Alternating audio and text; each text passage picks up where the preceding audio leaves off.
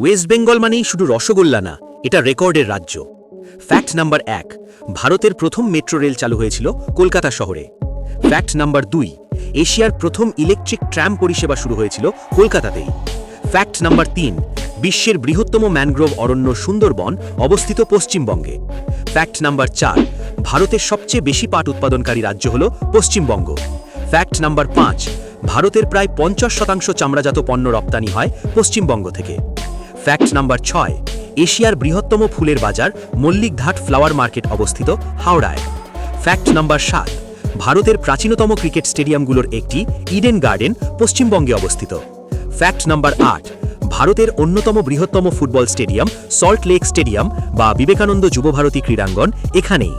Fact number 9, ভারতের সর্বোচ্চ উচ্চতায় অবস্থিত রেলওয়ে স্টেশন ঘুম রেলওয়ে স্টেশন দার্জিলিং জেলায় অবস্থিত। ফ্যাক্ট নাম্বার 10, প্রথম ভারতীয় নোবেল বিজয়ী ছিলেন একজন বাঙালি, রবীন্দ্রনাথ ঠাকুর।